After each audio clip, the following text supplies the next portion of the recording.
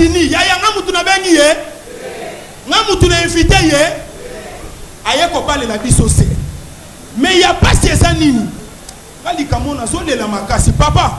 Longola na no lokalito yiwana. Biso biloko awa to yebi yango te. Biso to zaba américain te longola na no papa. Longola papa mbola bako ça.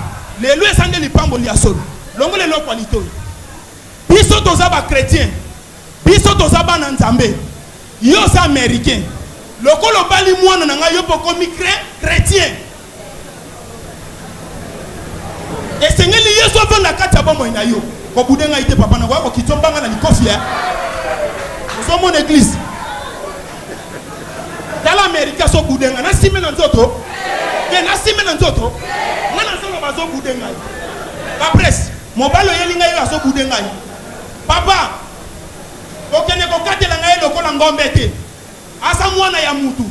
Biloko wana na lingi yango te. Yaya. Ndeko Patrice ayembi basunga kanzambe te pona ko boma mutu. Mais ça na bazuwa mususu to sala malibana mboka yaya. Soki bozalaki bato boyambaka téléphone na ngai bokola la pongite. Mabale so panza na lokola na filme. On dirait nga mutu na tina ki bango babalana. Biloko bongo na kati église de lingi yango te. Yaya.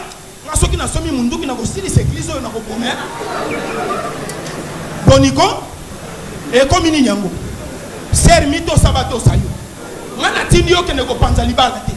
Na tindio po kene ko wela mbongo ya banga te. Po biloko wana zo sala mabe makasi. Mikole uti ko le kabatine linga video moko. Tala buso bezo sala makasi kuna libana mboka. Ba weli mbongo ya bana. Mwasa kaboni ba tie 100 mètres. Yo kana ebisa yo. Papa, nga mutu nazo ebisa yo. Awo ye ko bala ye. Mama yoka. Est-ce que bambila ba tie mbongo na libalo yo? Bambila ba tie mbongo na libalo yo?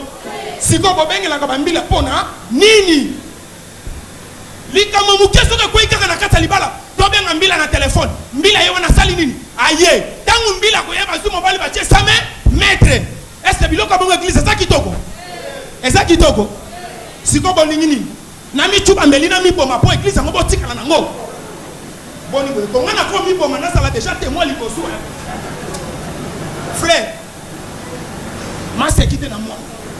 Asa mwana ya mutu. Mwana otoboko lié na famille chrétienne. Mwana azotemona na kobanga nzambe makasi. Bino pe na zokamu. Pembe mutu zokosa yo toni. Olandela ki eni. Ozo mon église.